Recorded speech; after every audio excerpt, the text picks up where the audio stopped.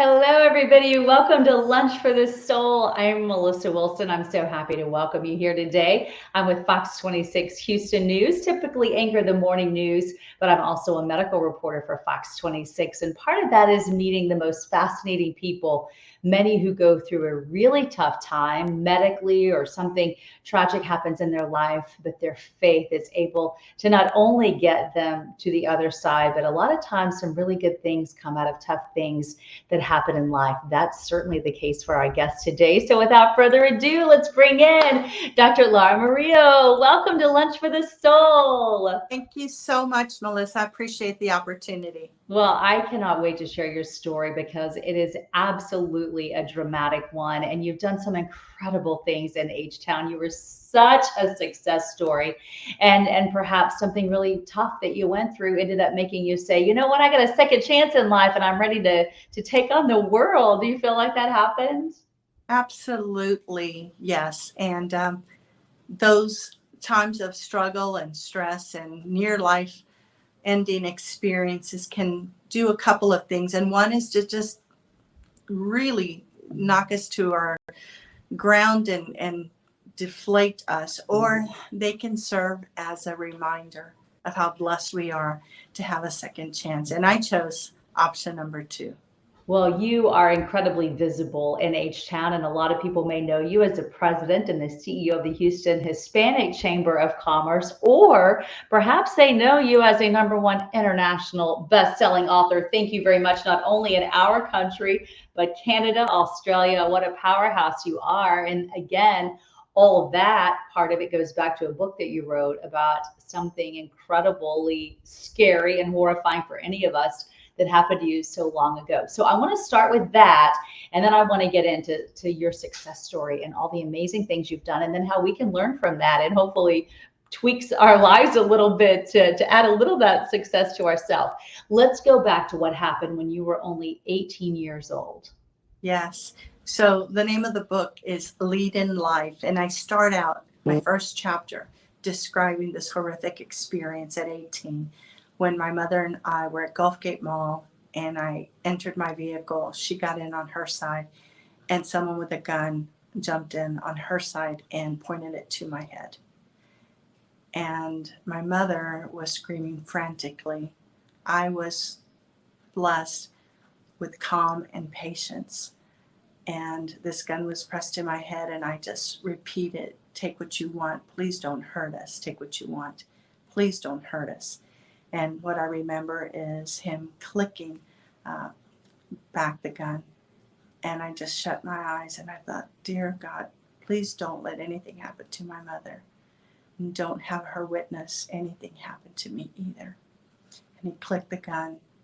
And Melissa, by the grace of God, the gun jammed.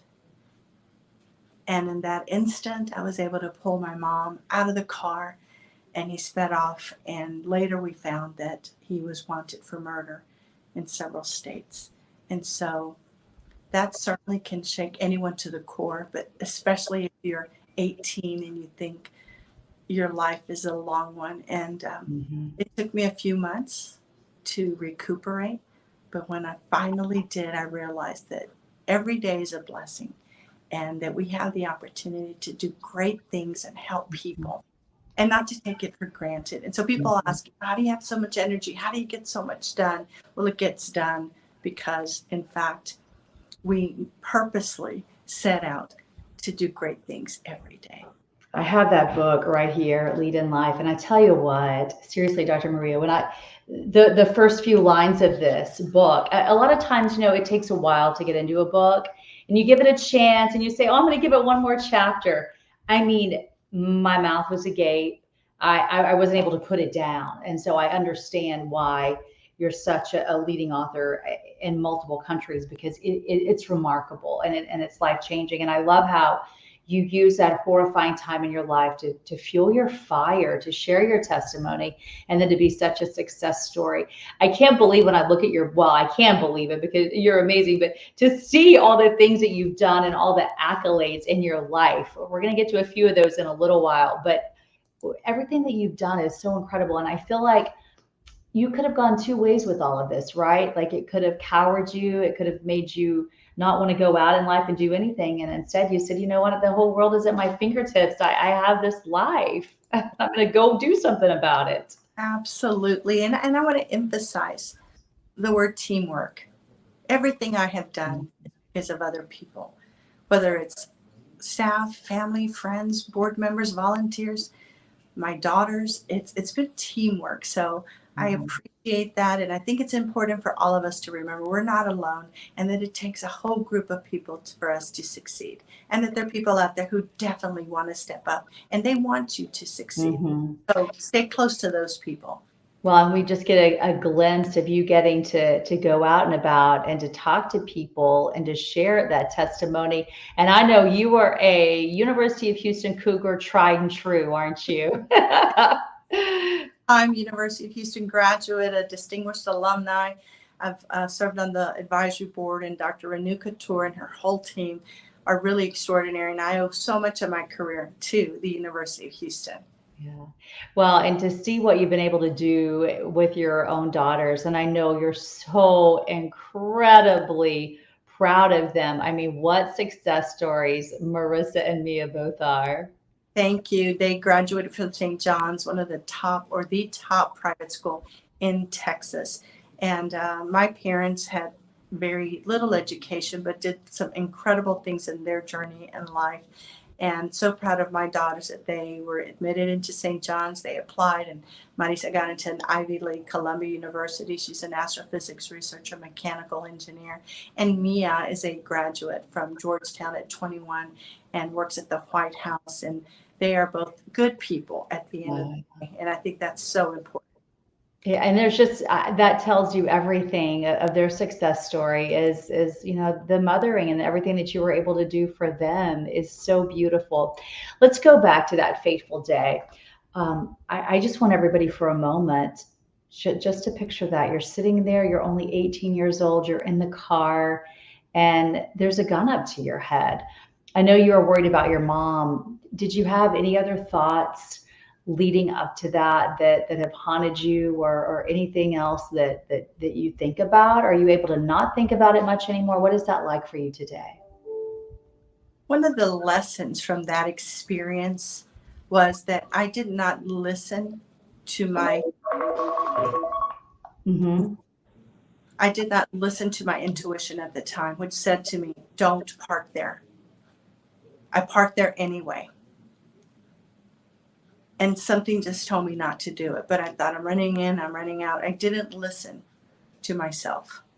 And from that, I learned to very much listen to my intuition, to trust my gut. And again, a life that I've used throughout my career and my life.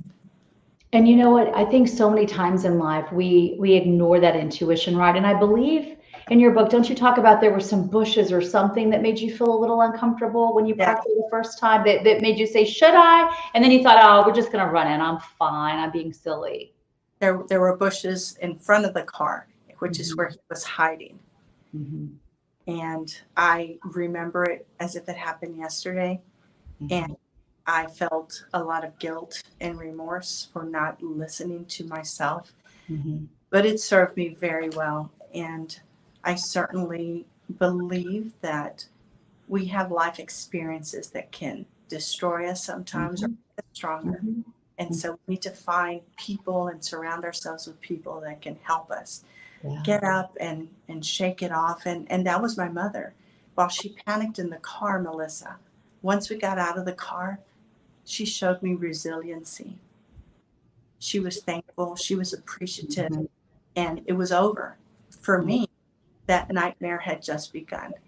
And a busy mom too, with 9 children, right? And I see your resiliency here. It's so fun to be able to see you celebrating life and truly living it to the fullest, and knowing again that you got that second chance of life. It's just so beautiful to see. I want to get into your book a little bit. So let's talk about Lead in Life, because I want people to realize that there are some really important things. I even took notes, and I'm old school. I still love sticky notes because I love little reminders here and there. And I wrote your three P's down because I think they are powerful. So I want to first of all tell people you're like me, you're a morning person. 3 a.m. is where you get your mojo. Tell us about that, please. Yeah, I don't know why. It's not a choice, but for whatever reason, I seem to have inspiration and clarity around the 3 a.m. hour. It doesn't happen always, Melissa, but it happens when I need it to, or when Uh, I feel like something is on my mind. And so I take advantage of that. But I also realize like I need my sleep. So mhm. I try to really protect that. But if it's on my mind and it's coming out at that time of the hour in terms of ways that I can help someone or things I need to do, I have embraced that. And Uh-huh. sometimes when I have things on my mind and I want to fix a problem or find a solution, I just park it and Mhm. go on with my day. And when it's time, that answer will present itself. Mhm. And typically it's just happened around that hour.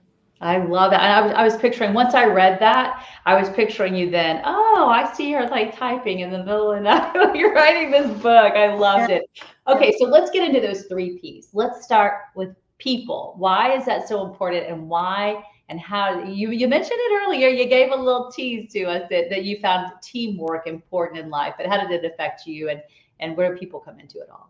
Well, it starts, I think, with my father because he would always say, make sure you surround yourself with people who are smarter than you. And so it's a much better journey if you're with others, and it's a much smoother journey. And if you get a bump in the road, there are people that can help you figure out a solution. So identify great people. And remember, people want to invest in you, people want to see you succeed. So find those people and keep them in your life.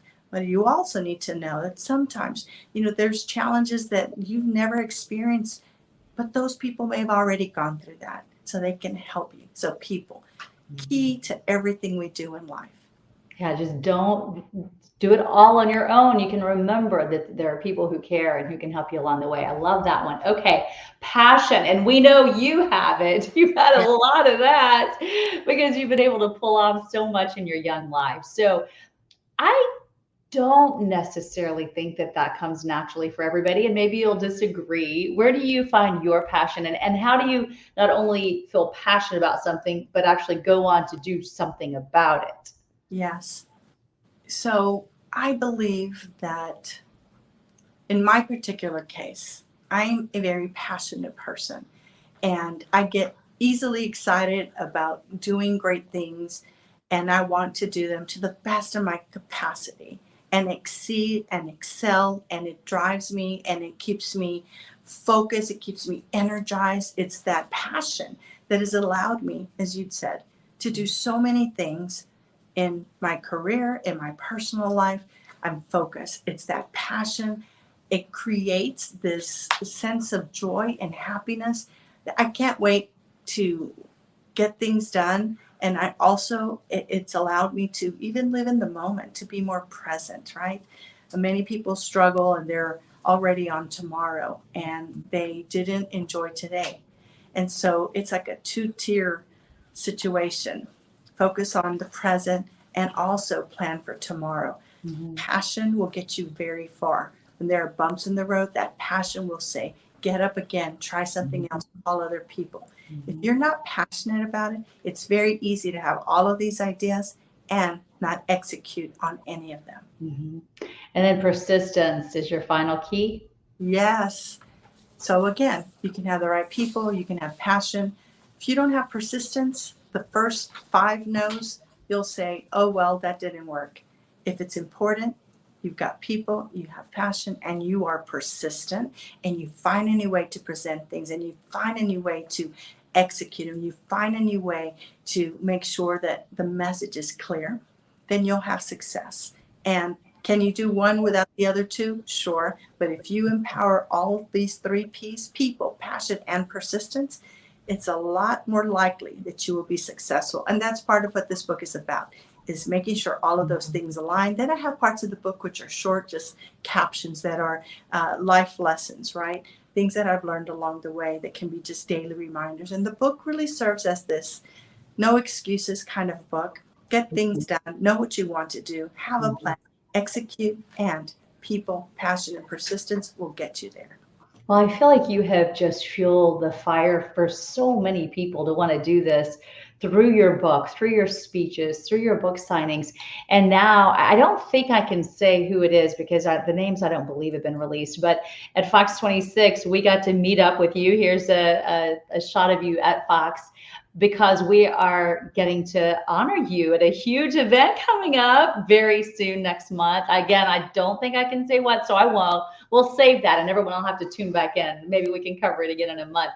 But it's so amazing to see all the things that you've done. And that's how we found out about you through this honor.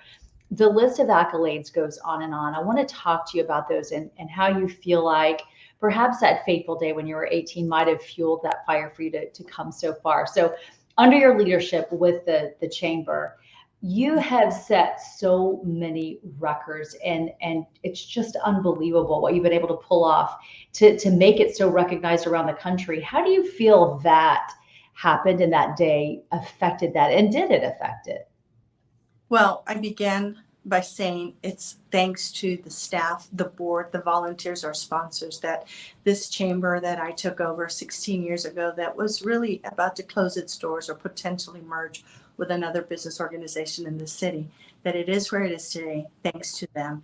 I serve as president and CEO, and I do believe that everything that I do is connected not only to that day, but so many other events in my life that have taught me that one must really be persistent. One must have passion. One must work with people.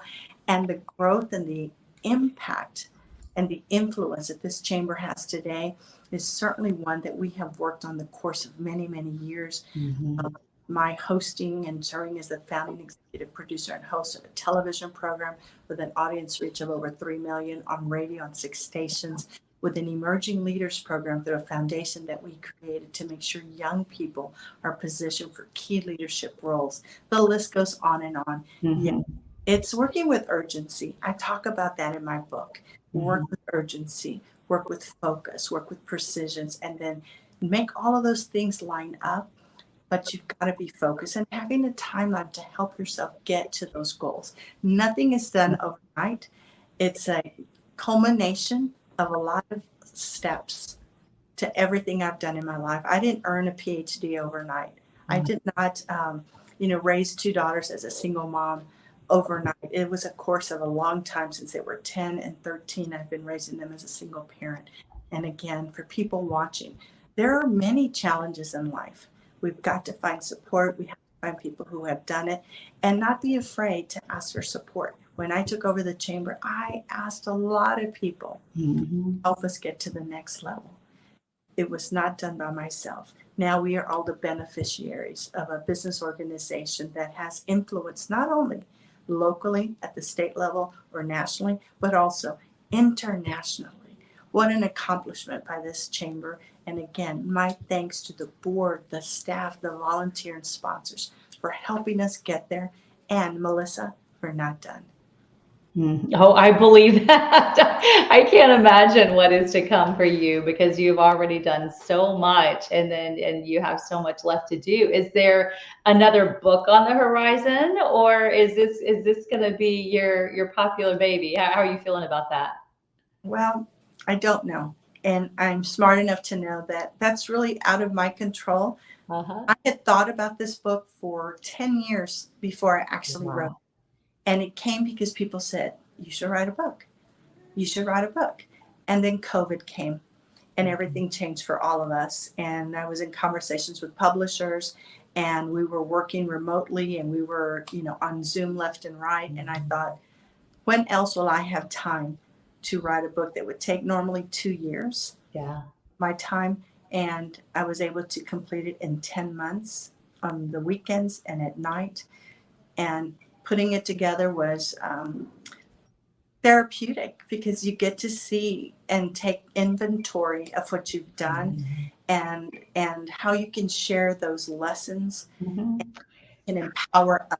And so I never thought that doing this would lead to it becoming a #1 international bestseller in the US, Canada, and Australia. And the day that launched, it outperformed Elon Musk, Anderson Cooper, the Harvard Way, the Toyota Way, and numerous other books the day it launched. And so, Melissa, I think if one has an idea of something they want to do, well, write it down, take steps toward that, but make it happen and do something. Talking about it and not taking action will get you nowhere. It's the same with the doctorate. I had people who were mentors who said, you need to go out and earn a doctorate.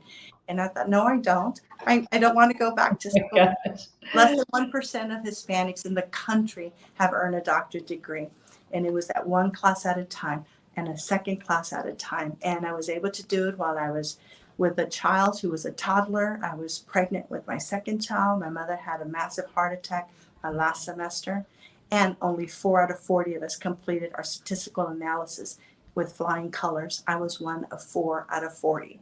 Again, not by myself, but a lot of people. Yeah, that part of your book, I'm very close to my mom. So that part of your book, when you're talking about her at the end of your life and having your daughters come say goodbye, it just shredded my heart. But I love how you really emphasize that you couldn't stay in sadness and mourn her, that you had to celebrate her life and have those fond memories because you had that close relationship. And I think that's so important for all of us to remember, that we have to be able to do that. You can't shut down your life in loss, right? You have to live and remember and cherish them. And no regrets, right? And Yeah. so understanding that we are here for a short period of time, some of us longer than others. Cherish every day to help others as much as you can, to give back, to be excited about life. You know, one of the things that's also covered there is another experience I had at an older age when I had a health scare, and it's also in that book. And so we have daily reminders of the beauty of life. If we take a second to embrace those, if we take a second to pick up the phone and call someone who's in need, that we can be impactful in so many ways. And I'm just so blessed, Melissa, that I've traveled the globe promoting this book, serving as a keynote speaker to international corporations during my vacations, on weekends, at night, during my time. I could just sit down and rest, but I love connecting with people, and it's a blessing. And when you have been blessed, you should give back. Well, and we saw in the pictures earlier where people received your book with big smiles. They were very happy about it. So I love to see. And again, one last look at your beautiful family. Thank you for sharing your story of your life story, and also the lead in life. Beautiful book that you wrote. It's just an honor to meet you. And again, just congratulations on everything. And I can't wait to see you next month. I will be there at your big event, and I will be calling you up on stage, and I can't wait to give you a big hug in person. Thank you. Well, it's a huge honor, and I look forward to being able to make that announcement along with the other honorees. My thanks to you and the whole team. All right. Take care. Thank you again.